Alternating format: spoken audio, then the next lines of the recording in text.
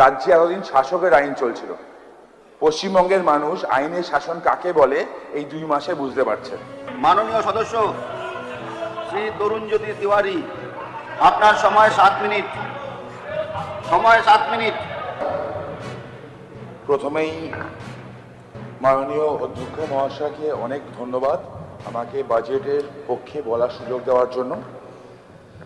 2026 এবং 27-এর বাজেট এক ঐতিহাসিক বাজেট।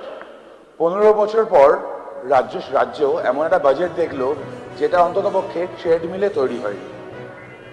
ট্রেডমিলের বাজেট এটা নয়, এটা মানুষের বাজেট, মানুষের স্বার্থের বাজেট, মানুষের কথা ভেবে এই বাজেট। এই বাজেট নিয়ে বলার আগে আমার মনে হয় বলা উচিত তাদের সম্পর্কে যাদের জন্য আজকে আমরা এখানে। পশ্চিমবঙ্গের সরকার এমনি পরিবর্তন হয়নি। পরিবর্তনের পিছনে আছে আমাদের অসংখ্য কার্যকর্তার আত্মত্যাগ, আত্মবলিদান। 350 জনের ওপর কার্যকর্তা খুন হয়ে যাওয়া, তাদের বাড়ি ঘর ছাড়া হওয়া। যারা সামনের সারিতে লড়াই করেছে তারা যেমন ছিল, একই সাথে সোশ্যাল মিডিয়াতে অনেকজন ছিল যারা হয়তো কোনো পদে ছিল না, কোনো দায়িত্ব ছিল না, তারা লড়াইটা করেছে। তাদেরকে এই কক্ষ থেকে আমার প্রণাম। এই বাজেট কোনো শুধুমাত্র খরচের খাতা নয়, এটা সোনার বাংলা গড়ার রোডম্যাপ। ভোটের আগে আমরা সংকল্পপত্র দিয়েছিলাম এবং সেই সংকল্পপত্র মেনে প্রত্যেকটা জায়গা টাচ করে যে 8 মাসে যে বাজেট, নতুন সরকার যার বয়স এখনো 2 মাস হয়নি, 8 মাসের জন্য বাকি যে বাজেটটা করা হয়েছে প্রত্যেকটা সেক্টরের কথা মাথায় রাখা হয়েছে। সরকারি কর্মচারীদের কথা যেমন বলা হয়েছে এখানে, 20% দিয়ে, আগে তো ডিএ চাইলে বলা হতো কেউ করবে না, যতই দিই ততই চাও, চাওয়ার আর শেষ নেই। সরকারি কর্মচারীরা যাদের মাধ্যমে সরকার তাদের বিভিন্ন প্রকল্পগুলো রূপদান করে তাদেরকে তুলনা করা হতো কুকুর বিড়ালের সাথে। এটা লজ্জাজনক। সরকারি কর্মচারীদের ডিএ আটকানোর জন্য এই সরকার প্রথমে স্টেট অ্যাডমিনিস্ট্রেটিভ ট্রাইব্যুনাল, তারপর হাইকোর্ট, তারপর সুপ্রিম কোর্ট কোটি কোটি টাকা খরচা করেছে, তো তাদের জ্বালাতনের কথা কোনোদিন ভাবেনি। আশাকর্মী, অঙ্গনবাড়ি কর্মী, village police, civic volunteer, home guard, তাদের প্রত্যেকের ভাতা বৃদ্ধি হয়েছে। হ্যাঁ, জায়গাগুলো হয়তো ছোট, কিন্তু এদের গুরুত্ব কতটা যারা কাজ করে তারা জানে। এই জন্য রাজ্যের মাননীয় মুখ্যমন্ত্রী এবং অর্থমন্ত্রীকে ধন্যবাদ। এই সরকার শুধুমাত্র প্রতিশ্রুতি দেয় না, এই সরকার প্রতিশ্রুতি পূরণ করে। এতকাল ধরে যুব সমাজের সাথে ছিলাম, এখনো আছি। যুব সমাজ এবং কর্মসংস্থান, দেশের রাজ্যের যুবক এবং যুবতীরা যদি না এগোয় তাহলে রাজ্য এগোবে না। তাই জন্য এই বাজেট নতুন একটা দিশা দেখিয়েছে। স্টার্ট আপের জন্য যে 10 লক্ষ টাকা দেওয়া হচ্ছে, 5 লক্ষ টাকা লোন এবং 5 লক্ষ টাকা গভর্নমেন্টের তরফ থেকে, এর ফলে নতুন অনেক স্টার্ট আপ আসবে এবং সেখানে বিপুল পরিমাণে কর্মসংস্থান হবে। এই জন্য সরকারকে ধন্যবাদ।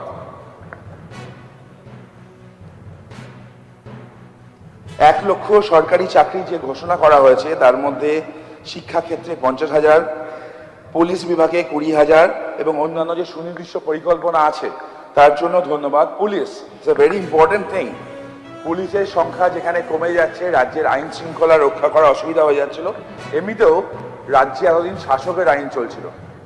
পশ্চিমবঙ্গের মানুষ আইনের শাসন কাকে বলে এই 2 মাসে বুঝতে পারছে। বিভিন্ন ডিগ্রির চোর, ছোট চোর, বড় চোর, তারা একের পর এক ধরা পড়ছে। গতকাল তার বক্তৃতার সামনে আমার বন্ধুবর কৌস্তব বাগচি যখন কি চোরদের কথা বলেছিল, আমি দেখলাম এই কক্ষে কিছুজন ব্যাপারটা গায়ে মেখে উঠে দাঁড়ালেন। মানে ঠাকুর ঘরে কি আমি তো কলা খাইনি মতো হয়ে গেল। শিক্ষাক্ষেত্রে যেমন নিয়োগের দরকার আছে, আমি এই কক্ষের মাধ্যমে মাননীয় শিক্ষামন্ত্রীর কাছে কতগুলো বিষয় বলতে চাই। এখানে চলছিল অনেক কথা বললো, দেখলাম, শুনে মনে হলো আজকে একই শুনি আজ মন্থরার মুখে। যারা এতকাল সরকারে ছিল, স্যাক্টের কথা তাদের মনে পড়েনি, কলেজ সার্ভিস কমিশন নিয়ে তাদের মনে পড়েনি, এসএসসি প্রাইমারি যারা চাকরি প্রার্থী তাদের কথা মনে পড়েনি। স্যাক্ট ইজ এ ইম্পর্টেন্ট থিং, কিন্তু স্যাক্টে কিভাবে নিয়োগ হয়েছিল? যারা যোগ্য তারা কিছুজন তো নিয়োগ পেয়েছিল, বাদ বাকি কোনো নেতার ছেলে, কোনো নেতার ভাইপো, কোন নেতার পরিচিতি, আত্মসহায়ক, এদেরকে চাকরি দেওয়া হয়েছিল স্যাক্টে। হ্যাঁ, স্যাক্ট নিয়ে ভাবা উচিত, স্যাক্টের বেতন বৃদ্ধি নিয়েও ভাবা উচিত। সাথে এই স্যাক্টে কারা চাকরি পেয়েছে কিভাবে চাকরি পেয়েছে সেটা খতিয়ে দেখা আরো আগে প্রয়োজন। কলেজ সার্ভিস কমিশন, শিক্ষা অত্যন্ত প্রয়োজনীয়। কলেজ সার্ভিস কমিশনের দায়িত্বাধীন যিনি ছিলেন তিনি কলেজ সার্ভিস কমিশনের নামে একটা নিজস্ব জায়গা চালিয়েছেন। একটা অদ্ভুত জিনিস চলে এসলো যেটা ইউজিসিতে ছিল না, domain knowledge. Domain knowledge 40 marks include করা হয়, যার ফলে ইলিগেল অ্যাপয়েন্টমেন্ট হয় কলেজ সার্ভিস কমিশনে, টাকা দিয়ে বিক্রি হয়। যেহেতু সংখ্যাটা কম চোখে পড়তো না, কোর্টে আমরা থাকতাম, কোর্টে দেখতাম, সেখান থেকে ব্যাপারগুলো আরো চোখে পড়ে। এই চোরেদের সাম্রাজ্য যেটা 15 বছর চলেছিল, একটা সেক্টর না, কোনো একটা সেক্টর ছিল না যেখানে চুরিটা হয়নি। সাথে অন্যায়ভাবে না বলি, এসএসসি যারা রাস্তায় বসে আছেন, যারা যোগ্য ছিল তাদের চাকরি বিক্রি হলো। প্রাথমিক 2016 তাদের চাকরিগুলো বিক্রি হলো, যেখানে রিজার্ভেশন মানা হলো না। এই সরকার যেমন পরিষ্কার বলে চাকরি বিক্রি নয়, মেধার ভিত্তিতে। এটাই নতুন বাংলার অঙ্গীকার। মাননীয় মুখ্যমন্ত্রী শুভেন্দু অধিকারী মহাশয়কে অসংখ্য ধন্যবাদ মেধাকে প্রায়োরিটি দেওয়ার জন্য এবং ভাইবার নাম্বার কমিয়ে দেওয়ার জন্য, কারণ ওটা ওই খুঁড়োর জাতাকলের মতো এমন একটা জায়গা যেখানে এক্সট্রা নাম্বার দেওয়া হতো। আমি রাজারহাট গোপালপুর থেকে আসছি, রাজারহাট গোপালপুরের বিধায়ক। আমি রাজারহাট গোপালপুর নিয়ে কথা না বলি তাহলে অন্যায় হবে। ভিআইপি রোডের দুই ধারে আপনারা যখন জানেন, পুরো কক্ষে সবাই আগেও যারা দেখছেন, একটা আধুনিক শহর, হাজার হাজার মানুষের বসবাস, প্রতিদিন নতুন নতুন আবাসন গড়ে উঠছে। কিন্তু এত উন্নয়নের মাঝেও যদি একটি সরকারি হাসপাতাল না থাকে তাহলে সাধারণ মানুষের ভরসা কোথায়? সম্প্রতি পশ্চিমবঙ্গ বিধানসভার অধিবেশনে এই প্রশ্নটা জোরালোভাবে তুলে ধরেছেন বিধায়ক তরুণজ্যোতি তিওয়ারি। তিনি দাবি করেন তার বিধানসভা কেন্দ্র রাজারহাট গোপালপুরে আজও একটি পূর্ণাঙ্গ সরকারি হাসপাতাল নেই। ফলে অসুস্থ হলে সাধারণ মানুষকে দূরে যেতে হয় অথবা বাধ্য হয়ে বেসরকারি হাসপাতালের শরণাপন্ন হতে হয়। এতে চিকিৎসার খরচ বেড়ে যায় এবং মধ্যবিত্ত ও নিম্নবিত্ত পরিবারের উপর বাড়তি আর্থিক চাপ সৃষ্টি হয়। বক্তব্যে তিনি আরও একটি গুরুত্বপূর্ণ বিষয় সামনে আনেন। তার অভিযোগ, বহু বছর আগে সরকারি অর্থ ব্যয় করে নীল সাদা রঙের একটি বড় ভবন নির্মাণ করা হলেও সেটিকে হাসপাতাল হিসেবে চালু করার উদ্যোগ নেওয়া হয়নি। যশোর রোড সংলগ্ন ওই ভবনটি দীর্ঘদিন ধরে কার্যত অব্যাহত অবস্থায় পড়ে রয়েছে বলে তিনি দাবি করেন।